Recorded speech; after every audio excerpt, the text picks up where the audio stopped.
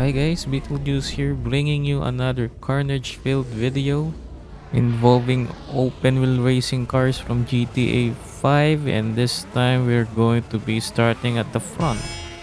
Something that is a rarity for almost all my open wheel races. Anyways, 5 lights, lights out, and away we go. So we got away cleanly, but of course they have the tow on me. So I'm still not safe yet, and as you can observe, I'm keeping tabs from the people behind because they might shunt me, just like this guy here turned us around, and because of that we lost several positions. But fortunately he lost more positions than us, and as we go through this corner, this guy in front of me is very volatile in terms of his driving, and as we go through this hairpin, he just rammed me into the barriers. Fortunately we don't receive any damage. So for a very average start, like the crashes are natural, nothing to be surprised about. And as we go through this cut corner city turn, he's still on my toe. And look at what he does here. He just sends me airborne. Nice. But if I would rate that shunt, I would give it a 9 out of 10. Why? Because it never damaged me. I'm still intact. So now we go to lap number 2 as we pass this guy. Thank you very much for that kind gesture from him. Anyways, going into this corner, series of corners rather, just basically cutting everything. There's no regard to the track limits. Fuck track limits. But at the same time, even though I don't observe track limits, just nothing I can do about it since everybody's doing it. And if I want to get first place, I have to do those things. And that's what I hate about this track, is the characteristic of the track in which it encourages people to cut corners. But anyways, back to the race. We're side by side with this dirty racer, the guy who sent us airborne, and fortunately we passed him and is now in our tow, but not for long. So we're back at the position we started from, and now I can see the leader in the distance, and I think he's hustling his way through the back markers as we cut those corners again. The back marker just he screwed the leader's race up, and because of that we are now in first place, and we will hold on to this first place for the rest of the race. Heading over to the next race in what I could only describe as the most cataclysmic crash I've ever had this week. Off the line, I gained several positions, but my only mistake was to put my car in the middle of the track. And let's just pause here for a moment. So this guys came into blows right in front of me, so it's either I'll go to the left hand side or I just go in between them and create a path like Moses did. But apparently, Moses was behind us and he created a path for the rest of the cars at the expense of my rear wing. So let's unpause this now. So basically, I had no time to react because Moses was too fast on the job.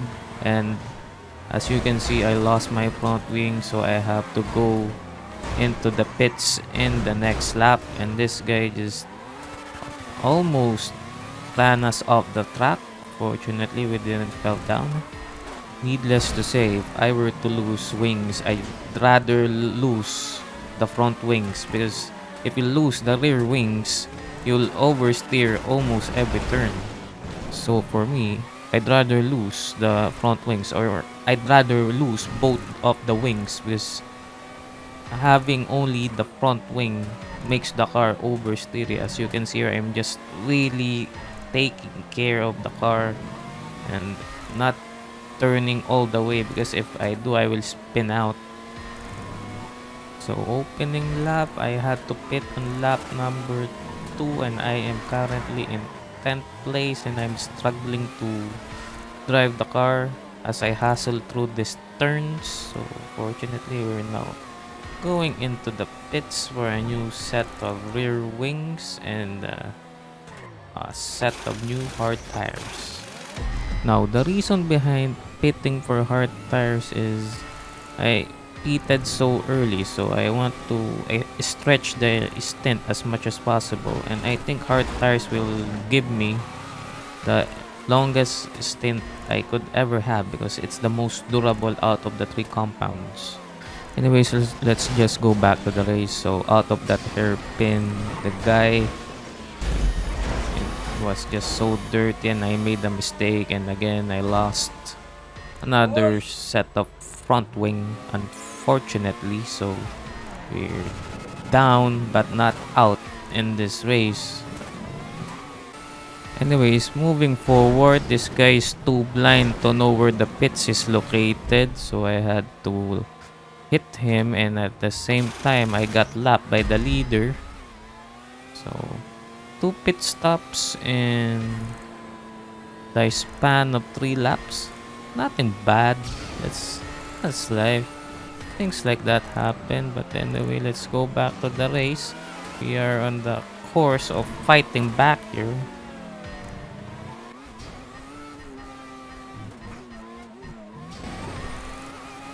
Got P6.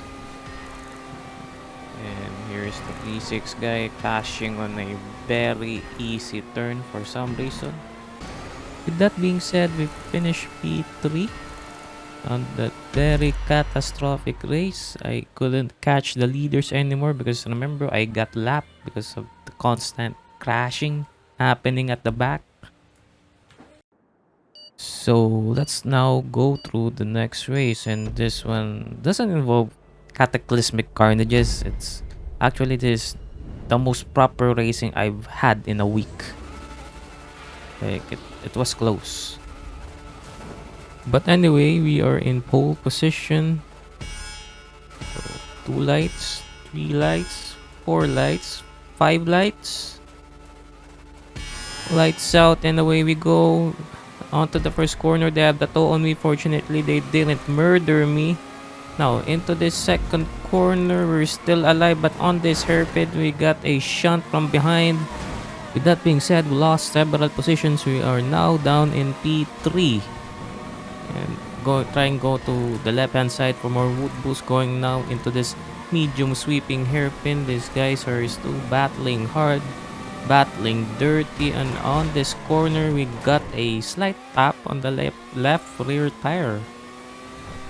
So that move concludes that they take no prisoners and they will kill you on sight.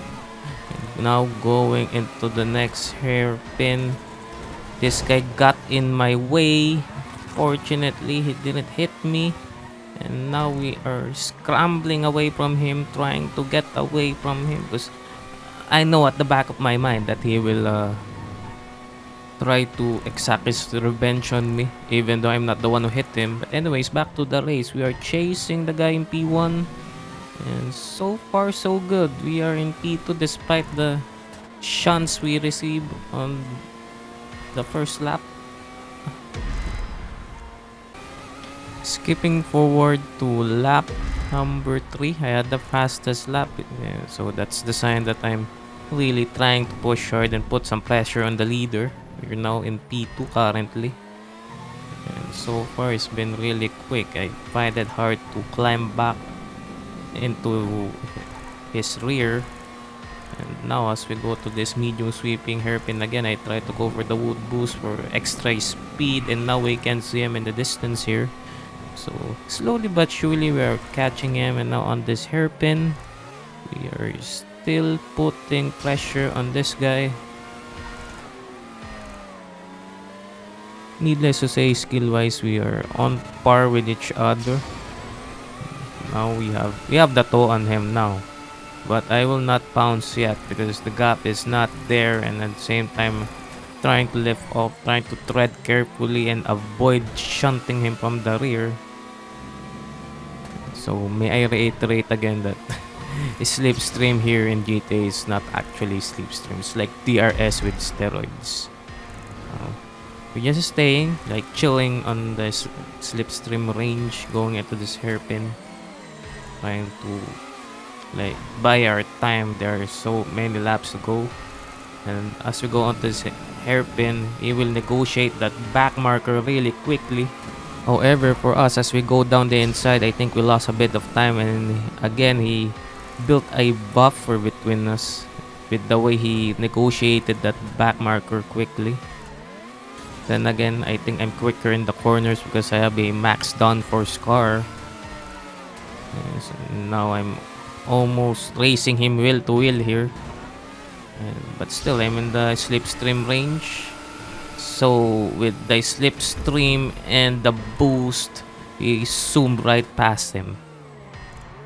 So yeah, that's open wheel racing 101. Combine the slipstream with the curse, and you will gain maximum speed as we go for the fastest lap. On the other hand, though, he has the toe, so he will try and make a move here. Unfortunately, overshot it, and he gave us back the lead. So some really intense racing happening here.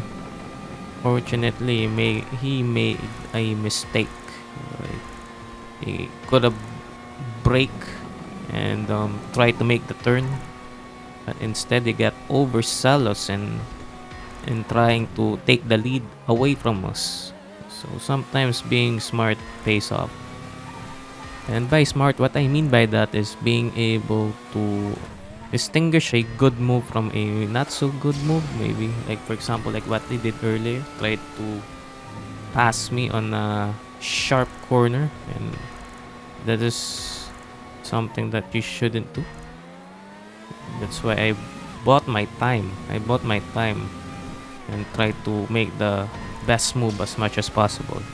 Like, it's sometimes risky moves pays off if it's the end of the race, but remember, you don't win the race on turn 1. You have to at least get your car onto the finish line on the final lap. So skipping forward to the final part of lap number 10, the race was quite close. The gap was 3 seconds, 2 to 3 seconds, and one mistake will cost me the race, but we were able to hold on the win, and that's the end of the race, and that will be the end of the video. Again, don't forget to subscribe, and see you on the next one.